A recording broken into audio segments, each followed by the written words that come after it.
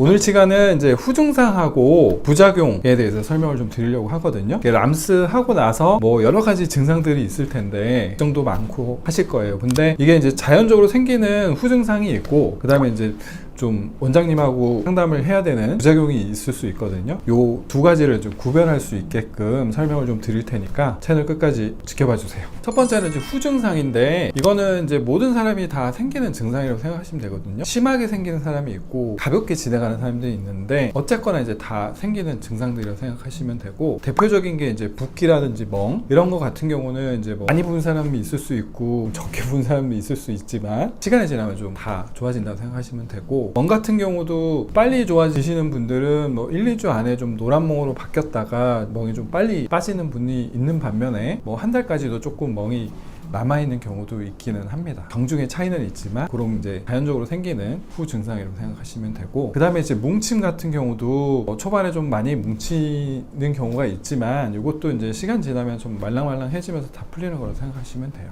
마지막으로 이제 감각 이상 같은 경우 뇌살 같지 않고 좀 먹먹한 느낌이 있다가 시간 지나면서 이제 감각이 돌아오는 그런 네 가지 경우는 이제 후증상이라고 그래서 자연적으로 생기는 경우라고 생각하시면 됩니다. 그 다음은 이제 부작용인데, 요거는 이제 부작용 같은 경우는 주치의와 상의를 좀 해야 되는 부분이긴 하거든요. 부작용 중에 첫 번째는 이제 감염인데, 저희가 이제 뭐 감염 예방하기 위해서 주사 항생제도 쓰고 먹는 항생제도 이제 처방을 해서 예방을 하려고 하고 있지만, 부득이하게 또 감염이 생기는 경우가 있을 수가 있는데, 감염 증상은 이제 제일 흔한 게 열감이에요. 열감. 만졌을 때 되게 통증이 되게 심하거든요. 열감과 통증, 이런 게 붓기와 열감, 통증 이렇게 세 가지가 있다 그러면 감염을 의심하고 주치의와 상의를 좀 해봐야 되는데, 시술 후 초반 하루 이틀은 또는 한 일주일 정도는 가볍게 이제 열감이 있을 수는 있어요. 근데 감염하고 이제 차이점은 약간 비대칭으로 나타나게 되거든요. 감염의 경우에는 한쪽은 안 그런데 한쪽만 좀 많이 부고 열감이 있고 쪽이 많이 빨갛다, 그리고 이제 만졌을 때 되게 통증이 많이 심하다 그러면 감염을 좀 의심하고 상의가 필요한 경우라 생각하시면 됩니다.